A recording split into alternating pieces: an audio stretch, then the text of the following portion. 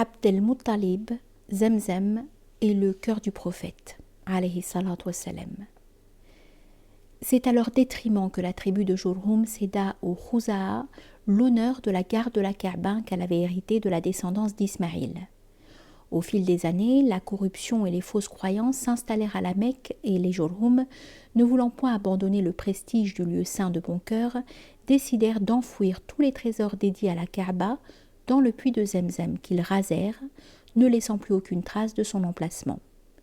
Des siècles durant, l'humanité fut ainsi privée de cette eau miraculeuse. C'est à Abd el-Muttalib, grand-père du prophète, alayhi salatu wassalam, que reviendra l'honneur de redécouvrir le puits de Zemzem. En effet, à son époque, les Mécois avaient la lourde et exténuante tâche d'aller chercher de l'eau dans des puits épars avant de les rapporter à la Mecque.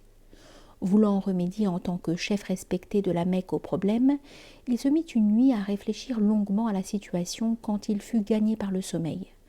C'est alors qu'il entendit en rêve une voix lui dire « Abd el-Muttalib, creuse le bon. » « Qu'est-ce que le bon ?»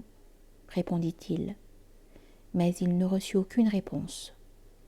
La nuit suivante, cette même voix lui dit « Abd el-Muttalib, creuse le béni. » « Qu'est-ce que le béni ?» Cette fois encore, aucune réponse. La troisième nuit, la voix lui indiqua de creuser le précieux. À nouveau, il demanda plus de clarté et de précision et ne reçut pas de réponse. Les propos sibyllins de cette voix mystérieuse le firent longuement réfléchir et il pria pour que cette situation pour le moins énigmatique s'éclaircisse. Quand la nuit tomba, il entendit dans son sommeil la voix lui enjoindre clairement de creuser Zamzam. Ne supportant plus le poids de ce mystère, la voix finit par lui préciser qu'il s'agissait d'une source d'eau qui suffirait à répondre aux besoins de ses pèlerins et lui donna quelques indications de son emplacement exact. Il se réveilla le cœur plein de joie et d'espoir et se mit, non sans difficulté, à creuser avec son fils El-Harith à l'endroit indiqué, quand sa pelle heurta un objet métallique. Il découvrit les trésors de Jurhum et en continuant à creuser, il vit l'eau de Zemzem rejaillir avant de s'écrier « Dieu est le plus grand ».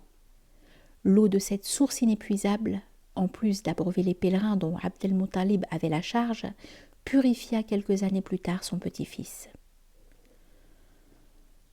Alors qu'il se trouvait encore chez sa nourrice Halima, auprès de laquelle il resta jusqu'à l'âge de 4 ou 5 ans, un événement grandiose survint dans la vie du petit Mohammed, annonçant ainsi l'avènement proche d'un bouleversement sans précédent de l'histoire de l'humanité. Tandis qu'il s'amusait avec ses pères, l'ange Gabriel apparut au futur messager, se saisit de lui, lui ouvrit la poitrine et purifia son cœur avec de l'eau de Zemzem, contenue dans un récipient en or, avant de remettre les choses en ordre. Cette précieuse eau, en plus d'avoir désaltéré physiquement Ismaïl, purifia spirituellement le cœur de Mohammed en l'immunisant contre toute tentation de ce bas monde.